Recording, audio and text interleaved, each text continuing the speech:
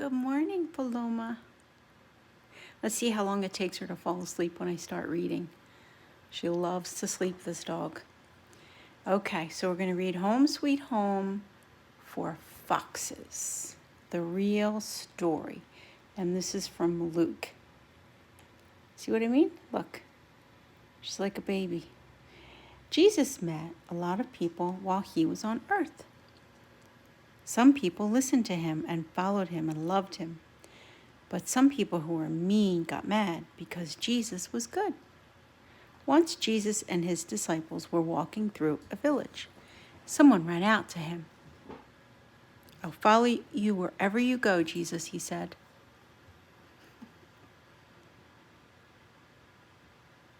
Jesus knew that some people wanted to follow him because they thought it would be easy, but Jesus knew it would be hard to follow him sometimes.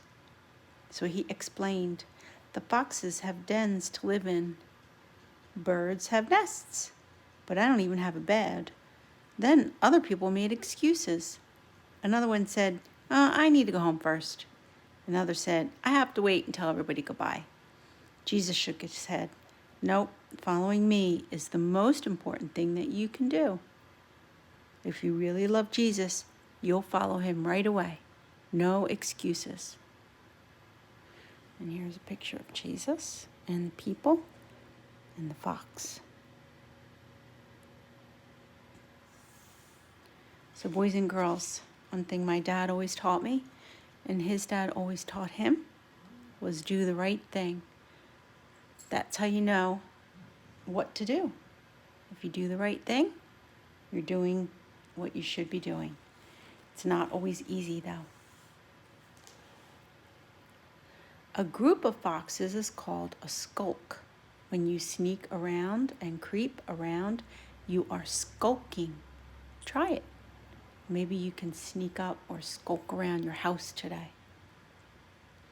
A fox is the size of a large cat. Foxes steal chickens. They also eat rabbits, rats, and birds if they can catch them. If a fox isn't hungry, it might catch a mouse and play with it and then let it go. The fox has a great sense of hearing. If you're wearing a watch and standing with 30 cars parked between you and a fox, it would still hear the tick-tock of your watch. So I imagine you can't really sneak up on a fox. Do you like your bed and the room you get to sleep in? Isn't it great to have a home to come back to? Jesus could have had a warm bed and a nice house, but he chose to go where God sent him. We have to be careful about always taking the easy way out. If you are coloring a picture for your mom or dad, you could just color it fast and then go play or watch TV. Or you could choose the harder way and take your time and do your best. If you have to clean your room, the easy way is to kick everything under the bed. But the better way is to clean like your parents clean. And while you're at it, you can thank God that you have a room to clean. Jesus said to his disciples, "If any of you wants to be my follower, you must turn from your selfish ways, take up your cross, and follow me." And that's Matthew. Talking to God. God, will you please help me make tough choices when I need to? Show me when I'm trying to take the easy way out. You sure didn't. And thank you for my bed. Amen. So boys and girls, it's easy sometimes to forget those little things that we really should be grateful for. A house, a bed, a yard. Not everyone has that. And that's true for all of us, adults too. Sometimes we have to remember to be grateful for what we have and not think about what we want. All right, I'm going to go right into Charlie. Today it looks like it's Veruca's moment in time, and I don't think that Veruca ever heard anyone tell her to do the right thing. Mr. Wonka rushed on down the corridor. "The nut room," it said, on the next door. "All right," said Mr. Wonka, "stop here and catch your breath. Take a peek through the glass panel of this door, but don't go in. Whatever you do, don't go in the nut room. If you go in, you'll disturb the squirrels. Everyone crowded around the door. Look, Grandpa, look, said Charlie. Squirrels, shouted Veruca Salt. Jeepers, said Mike TV. It was an amazing sight. 100 squirrels were seated upon high stools around a large table. On the table there were mounds of walnuts, and the squirrels were working away like mad, shelling the walnuts at a tremendous speed. The squirrels are trained for getting the nuts out of walnuts, Mr. Wonka explained. But why squirrels? Why not use the Oompa Loompas? Because, said Mr. Wonka, Oompa Loompas can't get walnuts out of walnut shells in one piece. They always break them in two. No one except squirrels can get walnuts out of the walnut shell every time. It's extremely difficult. But in my factory, I only use whole walnuts. Therefore, I have to use squirrels. Aren't they wonderful?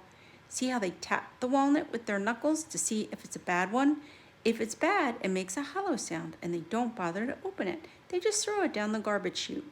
Look, watch the squirrel nearest to us. I think he's got a bad one now. They watched the squirrel as he tapped the walnut shell with his knuckles. He cocked his head to one side, listening intently, and suddenly he threw the nut over his shoulder into a large hole on the floor. Mommy, shouted Veruca Salt, I've decided I want a squirrel. Get me one of the squirrels. Don't be silly, sweetheart, said Mrs. Salt. They belong to Mr. Wonka. I don't care, shouted Veruca. I want one. All I've got at home is 2 dogs, 4 cats, 6 bunny rabbits, 2 parakeets, 3 canaries, and a green parrot and a turtle and a bowl of goldfish, and a cage of white mice and a silly old hamster. I want a squirrel. All right, my pet, said Mrs. Salt. Mommy will get you a squirrel just as soon as she possibly can. But I don't want any old squirrel. I want a trained squirrel. At that point, Mr. Salt stepped forward. Well, Wonka, taking out a wallet full of money, how much do you want for the squirrel? Name your price. They're not for sale. She can't have one, said Mr. Wonka. Who says I can't? Shouted Veruca. I'm going to grab me a squirrel this very minute. Don't, said Mr. Wonka, but he was too late. She had already opened the door and rushed in. The moment she entered the room, 100 squirrels stopped what they were doing and turned their heads and stared at her with small black beady eyes. Veruca stopped also and stared back. She saw a pretty little squirrel close to her at the end of the table. All right, said Veruca, I'll have you. She reached out her hand to grab a squirrel, but as she did, when her hand started to go forward, there was a flash of movement. Every single squirrel took a flying leap towards her and landed on her body. Some grabbed her arms, some grabbed her legs, but they all held her down. The one remaining squirrel, obviously the leader, started tapping on her head. Save her, screamed Mrs. Salt. Veruca, come back. What are they doing? They're testing to see if she's a bad nut, said Mr. Wonka. Veruca struggled, but the squirrels held her tight. The squirrel on her shoulder was tapping on the side of her head. Then, all at once, the squirrels pulled Veruca to the ground and started carrying her across the floor. Well, she's having a bad time after all, said Mr. Wonka. Her head must have sounded quite hollow.